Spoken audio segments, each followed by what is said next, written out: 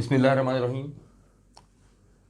एक और लेक्चर के साथ BG6 के साथ नवेद नकवी आपके सामने हाजिर है। BG6 वादे के मुताबिक हमने BG5 में वर्ब के फर्स्ट फंक्शन को डिस्कस किया था एज प्रिंसिपल वर्ब और मेन वर्ब, जिसमें दो चीज़ें थीं, number 1 action and number 2 state of being. अब हम बात कर रहे हैं हेल्पिंग वर्ब, जिसका दूसरा नाम है ऑक्सिलरी। तो अब इसकी बात करेंगे, इसके फंक्शंस देखेंगे। इसके 3 फंक्शंस हैं। Number 1 aspects of time. There are 3 aspects of time, that is present, past, future. Present, past, future, ये 3 डिफरेंट एस्पेक्ट्स ऑफ टाइम हैं। हम टाइम को 3 तरीक़ों से देख सकते हैं। लाइक अगर हम ट्रेन में बैठे हैं, ट्रेन गुजर रही है, मगर हम ट्रेन के अंदर बैठकर कहते हैं कि अभी हैदराबाद का स्टेशन गुजर गया, अभी कोटरी का स्टेशन गुजर गया, या अभी सक्खर का स्टेशन गुजर गया। सवाल ये है, स्टेशन गुजरा है? जी नहीं, हम गुजरे हैं, स्टेशन वही है। Time is like a station, नहीं गुजरता, टाइम नहीं गुजरता, हम गुजर जाते हैं। हम जब गुजर जाते हैं तो कहते हैं भाई नवेद नकवी साहब तो गुजर गए। असल में हम ज़िंदगी भर ये कहते रहते हैं कि टाइम गुजर रहा है, ज़िंदगी गुजर रही है, क्योंकि हम ज़िंदगी के रेलगाड़ी के डब्बे के अंदर बैठे हुए हैं। तो हम समझ रहे हैं टाइम गुजर रहा है। टाइम नहीं गुजर रहा भाई, हम गुजर रहे हैं। टाइम वही है जो स्टेशन अभी आया नहीं है। स्टेशन ऑफ टाइम जो अभी आया नहीं है वो हमारे लिए फ्यूचर है।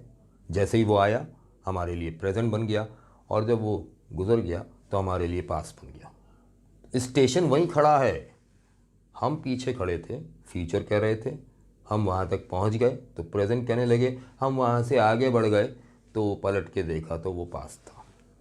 There are 3 different aspects of time. 12 इस पर डिटेल लेक्चर दूंगा कभी। तो सेकंड फंक्शन इज लिंक।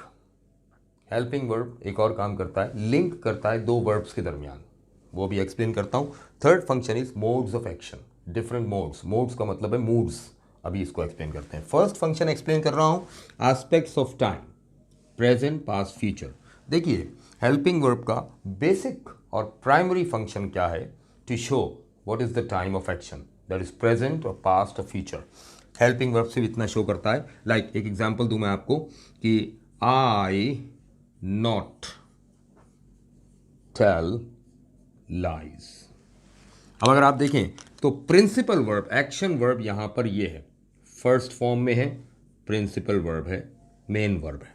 ठीक है, अब देखें मैं इसको नहीं छेड़ूंगा, मैं सिर्फ और सिर्फ हेल्पिंग वर्ब चेंज करता जाऊंगा। अगर मैं यहां पर डू लगा दूं, I do not tell lies, ये डू बता रहा है कि ये सेंटेंस प्रेजेंट है। अच्छा, अगर मैं ये हटा दूं डू, तो आप फर्स्ट फॉर्म देखकर इतना तो बता सकते हैं कि ये सेंटेंस जो है ये इनडेफिनेट सिचुएशन से बिलोंग करता है। लेकिन अभी आप ये नहीं बता सकते कि ये प्रेजेंट इंडेफिनिट है या पास्ट इंडेफिनिट है या फ्यूचर इंडेफिनिट है, क्योंकि प्रेजेंट, पास्ट, फ्यूचर का फैसला हेल्पिंग वर्ब करेगा, एस्पेक्ट ऑफ टाइम। तो मैंने अगर यहाँ पर डू अप्लाई कर दिया तो I do not tell lies, अब ये प्रेजेंट इंडेफिनिट हो गया। और अगर डिड अप्लाई कर दिया तो अब ये पास्ट इंडेफिनिट हो गया। और अगर विल अप्लाई कर दिया तो ये फ्यूचर इंडेफिनिट हो गया। सिर्फ ये वो वर्ड है जो टाइम को शो कर रहा है, और कोई वर्ड चेंज करना नहीं पड़ा मुझे टाइम चेंज करने के लिए। It means helping verb shows the aspect of time. Like he is reading a book, is show कर रहा है कि ये प्रेजेंट है। अगर मैं इसको हटाकर वॉज कर दूं तो he was reading a book, तो अब ये पास्ट हो गया। ठीक है ना, तो प्रेजेंट, पास्ट, फ्यूचर को शो करता है। ऐसी कंडीशन में हेल्पिंग वर्ब को हम क्या कहते हैं? प्राइमरी ऑक्सिलरी कहते हैं। याद रखिएगा ये नाम, प्राइमरी ऑक्सिलरी। ये नाम बहुत से लोगों ने पहली मर्तबा सुना होगा, तो मैं इसका प्रूफ दे दूं आपको। मैं हमेशा कहता हूं बगैर प्रूफ के मेरी बात ना माना करें। प्राइमरी ऑक्सिलरी ये आपको मिल जाएगा बड़ी आसानी से जॉन ईस्टवुड में भी, जॉन ईस्टवुड की जो बुक है, और उससे ज़्यादा आसानी से आपको मिल जाएगा quick English reference book by J.S. Hooper. Authentic book है J.S. हूपर की। इंग्लिश राइटर्स का ही प्रूफ दूंगा हमेशा, पाकिस्तानी और इंडियन और नॉन नेटिव इंग्लिश टीचर्स का हवाला कभी नहीं दूंगा इंशाल्लाह। तो प्राइमरी ऑक्सिलरी, प्राइमरी का मतलब होता है फर्स्ट। अब अगर सेंटेंस में एक से ज़्यादा ऑक्सिलरीज हैं, एक से ज़्यादा हेल्पिंग वर्ब्स हैं, तो यकीनन फर्स्ट हेल्पिंग वर्ब जो होगा वो प्राइमरी ऑक्सिलरी होगा, जो सिर्फ और सिर्फ इतना काम कर रहा होगा कि एस्पेक्ट ऑफ टाइम को शो करेगा। Now for the next function link, linking verb क्या होता है? लिंकिंग वर्ब जो है ये लिंक करता है, इसको मैं मिटा रहा हूँ, नेक्स्ट फंक्शन पे आ रहा हूँ। लिंक बड़ा मज़ेदार है, देखिएगा एक सेंटेंस है लाइक अगर मैं आपसे कहूँ भाई ज़रा फ्यूचर परफेक्ट टेंस बनाइए, अभी टेंसेस मैंने पढ़ाई नहीं, मैं जस्ट एग्जांपल दे रहा हूँ, फ्यूचर परफेक्ट टेंस बनाइए, तो आप कहेंगे सर बड़ा आसान है, देखिए ना, she will gone to market.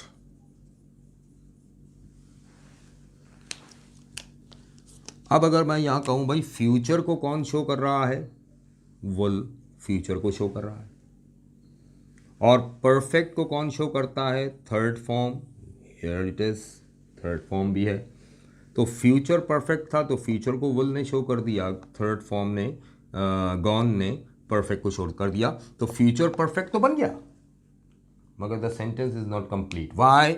Because हम जानते हैं शैल और विल के साथ हमेशा हमेशा हमेशा फर्स्ट फॉर्म आती है, कोई और फॉर्म नहीं आ सकती।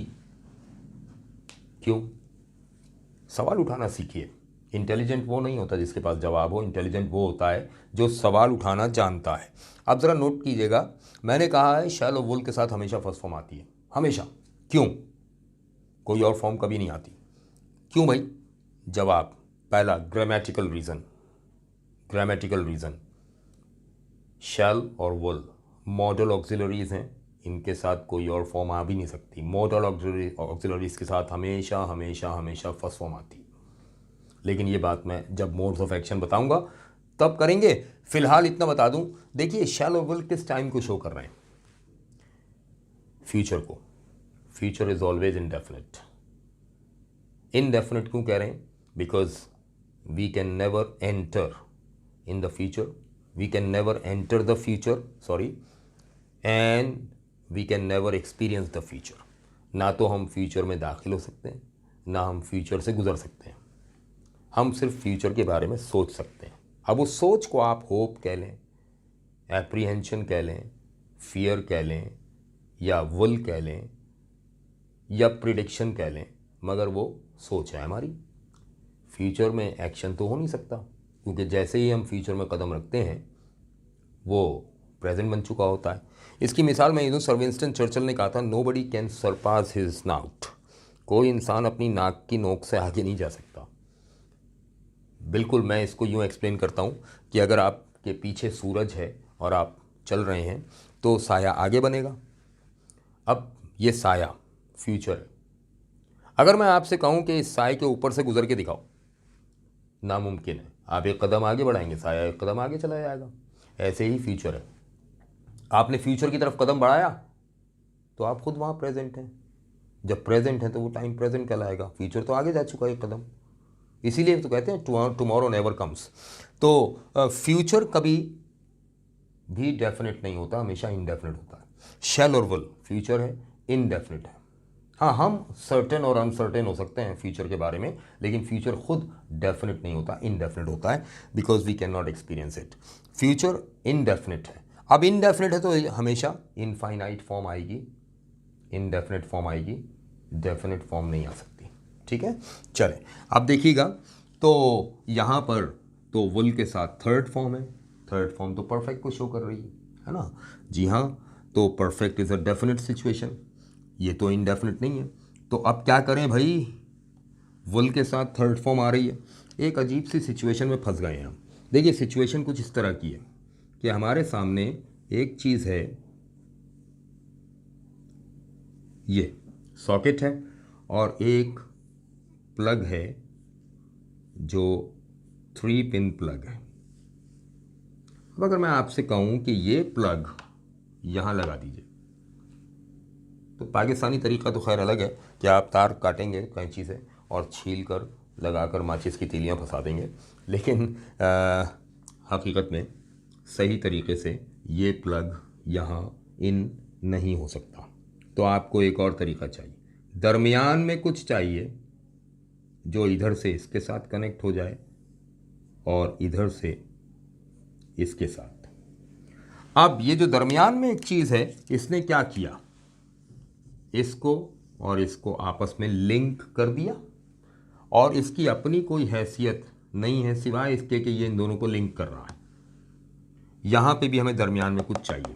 अब क्या चाहिए, बड़ी सिंपल सी बात है भाई, ये कौन सी फॉर्म है, थर्ड फॉर्म। थर्ड फॉर्म के साथ एज अ वर्ब कौन कौन से हेल्पिंग वर्ब आ सकते हैं, हैव, हैज़, हैड। इसके अलावा कोई हेल्पिंग वर्ब नहीं आएगा अगर verb third form active voice में एज अ वर्ब इस्तेमाल हो रही है। तो ये है फर्स्ट फॉर्म और ये है सेकंड और थर्ड फॉर्म। ये जो हैज़ है ना, ये कोई फॉर्म नहीं है भाई, हैव का सिंगुलर नंबर है, ये कोई फॉर्म नहीं है, हैव का सिंगुलर है, फर्स्ट फॉर्म यही है। तो अब हैव को ले लीजिए, ये फर्स्ट फॉर्म है, हमें यहाँ फर्स्ट फॉर्म चाहिए थी, हमने यहाँ पर ऐड कर दिया हैव। अब हमारी रिक्वायरमेंट पूरी हो गई जनाबे वाला। यहाँ अगर हम गौर से देखें, वुल के साथ फर्स्ट फॉर्म आ रही है, नंबर एक, इधर से लिंक हो गया। दूसरी बात, हैव के साथ थर्ड फॉर्म आती है, आ रही है, इधर से भी लिंक हो गया। तो इस हैव ने क्या किया, वुल को गॉन के साथ लिंक किया। अदरवाइज इस पूरे सेंटेंस में हैव के अपने कोई मीनिंग या कोई ट्रांसलेशन नहीं है, सिवाय इसके सिर्फ एक फंक्शन है कि ये हैव लिंक कर रहा है वुल को गॉन से।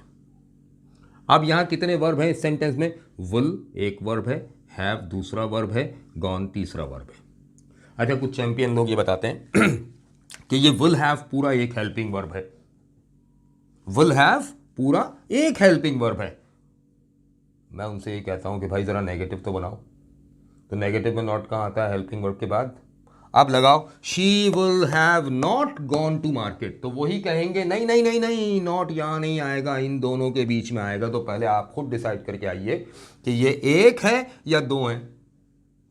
अभी तो आप कह रहे थे ये एक हेल्पिंग वर्ब है, नॉट लगाने के लिए आपने कह दिया इन दोनों के बीच में आएगा, तो ये दो थे कब, आप तो कह रहे थे एक है।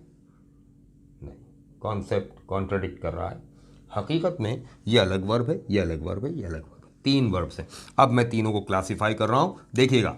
ये गॉन जो है ये प्रिंसिपल वर्ब, एक्शन वर्ब है, मेन वर्ब, एक्शन वर्ब। वुल प्राइमरी ऑक्सिलरी है, क्या है, प्राइमरी ऑक्सिलरी। और प्राइमरी ऑक्सिलरी क्या होता है, पहला हेल्पिंग वर्ब प्राइमरी ऑक्सिलरी है, जिसका जिक्र हम अभी कर चुके हैं फर्स्ट फंक्शन में, प्राइमरी ऑक्सिलरी। और ये सेकेंडरी ऑक्सिलरी जो है हैव, ये क्या कर रहा है, ये इन दोनों को लिंक कर रहा है, इसको कहते हैं, आ गया नाम, लिंकिंग वर्ब। जेएस ऊपर पढ़िएगा, मिल जाएगा डिटेल में, माइकल सोन में भी मौजूद है। Linking verb, linking verb is just linking this verb and this verb, दोनों को आपस में लिंक कर रहा है।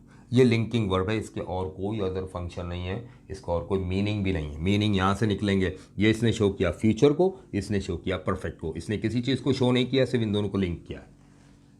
ठीक है, another example from another sentence. अगर मैं आपसे कहूँ कि भाई चलो ये तो फ्यूचर परफेक्ट की बात थी, अब हम बात करते हैं फ्यूचर कंटिन्यूस की। अच्छा, सिर्फ फ्यूचर में ही नहीं, मैं और चीज़ों की एग्जांपल भी आगे आएंगी, मैं देता जाऊंगा, फिलहाल समझाने के लिए आसान एग्जांपल दे रहा हूँ। मैंने कहा भाई ज़रा फ्यूचर कंटिन्यूस की बात कीजिए, फ्यूचर कंटिन्यूस टेंस का एक सेंटेंस बना दीजिए। आपने कहा बड़ा आसान है sir, he will eating an apple, he will eating an apple. आपने कहा सर काफ़ी है, विल ने शो किया फ्यूचर को, और eating that is the fourth form of verb show कर रहा है कंटिन्यूस को। टेंस तो कंप्लीट है, ठीक है ना। और इस तरह से फ्यूचर कंटिन्यूस बन गया। लेकिन आपने कहा सर सेंटेंस तो इनकम्प्लीट है, क्यों? शैलो विल के साथ कौन सी फॉर्म आती है? फर्स्ट। अब यहां तो फर्स्ट फॉर्म आ रही है। जो चैंपियन लोग ये बता रहे हैं कि जनाब ये फर्स्ट फॉर्म प्लस आईएनजी है, ब्लंडर कर रहे हैं। क्यों? अगर अब भी आप इसे फर्स्ट फॉर्म मानते हैं तो क्या ये अब भी इनफाइनाइट है? जी नहीं। Continuous is a definite situation, this is not an indefinite situation. ये टर्म यूज करना एक ब्लंडर है, मिस्टेक भी नहीं है, ब्लंडर है। फर्स्ट फॉर्म प्लस आईएनजी क्यों कह रहे हैं? अगर ये अभी भी फर्स्ट फॉर्म है तो विल के साथ फर्स्ट फॉर्म तो आ रही है, फिर कुछ क्यों ऐड करते हैं बीच में? पूरी ग्रामर का सत्यानाश हो जाता है इससे। गलत टर्मिनोलॉजी कभी यूज ना करें। देखिए फर्स्ट फॉर्म प्लस आईएनजी नहीं है ये, इसका अंग्रेज ने अलग से नाम रखा है भाई, ये प्रेजेंट पार्टिसिपल फॉर्म है। फर्स्ट फॉर्म इंडेफिनिट होती है, इनफाइनाइट फॉर्म है, ये इनफाइनाइट नहीं है, डेफिनेट है। तो हम कहेंगे प्रेजेंट पार्टिसिपल फॉर्म, और अपनी हेल्प के लिए, हम अपनी आसानी के लिए हम इसको क्या कहेंगे? फोर्थ फॉर्म, V4 कह रहे हैं। अब फिर फंस गए हम, शैलो विल के साथ फर्स्ट फॉर्म नहीं आ सकती, फोर्थ फॉर्म आ रही है। फर्स्ट फॉर्म आती है हमेशा, यहां तो फोर्थ फॉर्म आ रही है, फोर्थ फॉर्म कभी नहीं आ सकती। क्या करें? इसी सिचुएशन में फंसे हुए, ये यहां नहीं आ सकता, ये यहां नहीं लग सकता, क्या करें? बीच में कुछ चाहिए। अब यहां क्या चाहिए भाई? तो याद रखिए fourth form of verb can be used with all these verbs, be, was, been. was का प्लूरल were, be के present cases is, are, am। ये फर्स्ट फॉर्म है, ये सेकंड फॉर्म है, ये थर्ड फॉर्म। will और shall के साथ कौन सी फॉर्म आती है भाई? फर्स्ट। हमें जो भी यहाँ चाहिए वो कौन सी फॉर्म होनी चाहिए? फर्स्ट। यानी कि ये, अब इनमें से प्रेजेंट को शो करता है is, are, am। अगर मैं is, are, am यहाँ यूज़ कर दूंगा तो सेंटेंस गलत क्यों हो जाएगा? क्योंकि एट ए टाइम फ्यूचर भी हो और प्रेजेंट भी हो, ये पॉसिबल नहीं है। तो मैंने कहा था ना ये बी जो है ये इनफाइनाइट फॉर्म है, इनफाइनाइट है, इसके प्रेजेंट केसेस ये हैं, तो इनफाइनाइट। अगर मैं यहाँ पर बी यूज़ कर दूँ तो ना ये प्रेजेंट होगा, ना पास्ट, ना फ्यूचर। टाइम वही रहेगा फ्यूचर, सिचुएशन वही रहेगी कंटिन्यूस। लेकिन इस बी ने क्या किया? ये वाला काम कर दिया, बी ने लिंक कर दिया इधर से। अगर देखें वुल के साथ फर्स्ट फॉर्म आती है, फर्स्ट फॉर्म आ रही है, और बी के साथ फोर्थ फॉर्म आती है और वो आ रही है, लिंक कर दिया। ये बी क्या है? लिंकिंग वर्ब है, रिमेंबर लिंकिंग वर्ब है। अब यहां भी तीन वर्ब है, ये primary auxiliary which is showing the aspect of time, that is future. This is linking verb which just creating a link between these two verbs, and this is principal verb that is showing an action, so this is also called an action verb। तो जनाब ये linking verb हो गया। अब हम चलते हैं third kind of helping verb की तरफ, that is mode of action. अब जल्दी जल्दी करते हैं मोड ऑफ एक्शन, बड़ी आसान सी बात है। मैं पहले सेंटेंसेस लिख दूं, उसके बाद एक्सप्लेन करता हूं। देखिएगा, अगर मैं कहूं you go there, you go there, you go there, and you go there। अब अगर गौर करें तो ये चार सेंटेंसेस नहीं है, एक ही सेंटेंस चार मरतबा लिखा है। सपोज मैं अगर यहां पर शुड लगा दूं तो यू गो देयर, अब क्या हो गया? You should go there. तो यहां पर जो मोड ऑफ एक्शन है, ये जो मोड का लफ्ज़ है ना, असल में पुरानी बुक्स में अगर रेन एंड मार्टिन में आप देखेंगे तो ये मूड्स के नाम से पूरा चैप्टर है, लेकिन नई बुक्स में मोड्स के नाम से। अब मूड का मतलब आप जानते हैं मिजाज, हर एक्शन का अपना एक मिजाज होता है।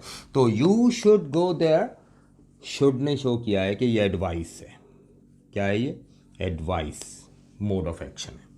लेकिन अगर मैं यहाँ पर शुड की जगह अप्लाई कर दूँ must, you must go there, तो अब ये एडवाइस नहीं है, अब ये ऑब्लिगेटरी है, यानी लाजिम करार दे दिया आपने, लाजिम है। यू मस्ट गो देयर, तुम वहाँ लाजमी जाओगे। और यहाँ क्या कह रहे थे? तुम्हें वहाँ जाना चाहिए।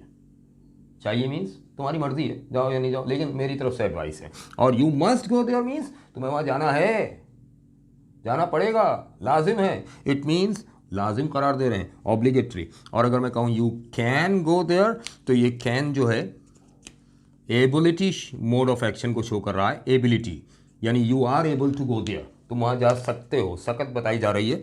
और यहाँ पर यू मे गो देयर, तो ये मे जो है ये पॉसिबिलिटी, मैं यहाँ लिख देता हूँ, पॉसिबिलिटी को शो कर रहा है कि इट में भी हो सकता है तुम वहाँ जाओ, या परमिशन को भी, यू मे गो देयर, इजाज़त दे रहा हूँ मैं कि जाओ। तो ये advice, obligatory, ability, possibility, permission, these all are different modes of action और मूड्स ऑफ एक्शन। सो ये जो मोड ऑफ एक्शन है इसको शो करने वाला वर्ब क्या कहलाता है? ये कहलाता है जनाब modal verbs. Model, it is not model, modal verb. Modal verbs जो हैं या मॉडल ऑक्सिलरी क्या कहलाते हैं, क्या काम करते हैं? डिफरेंट मोड्स को शो करते हैं। और ये कौन कौन से होते हैं मैं लिख रहा हूँ, यही होते हैं और नहीं होते कोई। Shall, will, should, would, can, could, may, might, must, ought to। कुछ और भी होते हैं लेकिन फ़िलहाल इतने काफ़ी हैं। और इन सब के साथ हमेशा हमेशा हमेशा फर्स्ट फॉर्म आती है क्योंकि ये सब इंडेफिनिट होते हैं। अच्छा जी, ये हमने 3 फंक्शंस कर लिए। अब अगर मैं रिव्यू करूं तो BG5 और BG6 को कंपाइल करके एक डेफिनेशन बना रहा हूं। Verb, what is a verb? Verb is a word which can show any action as a main verb, any state of being as a be verb or verb to be, aspect of time like present, past, future as a primary auxiliary, create link between two verbs like linking verb, and show any mode of action as modal auxiliary। ये 5 functions मिलाकर verb की definition बनती है। Thank you very much. Lecture ज़रा लंबा हो गया है लेकिन बात मुकम्मल करना ज़रूरी थी। इंशाल्लाह नेक्स्ट लेक्चर में BG7 में मैं एडवर्ब्स की बात करूंगा और फिर मैं प्रपोजिशंस, कंजंक्शंस और इंटरजेक्शंस की। Thank you very much. Appreciate करने का बहुत बहुत शुक्रिया। सब्सक्राइब कीजिए, लाइक कीजिए और लेक्चर्स को रेगुलरली देखते जाइए सीक्वेंस वाइज, ताकि आपका फ़ायदा हो।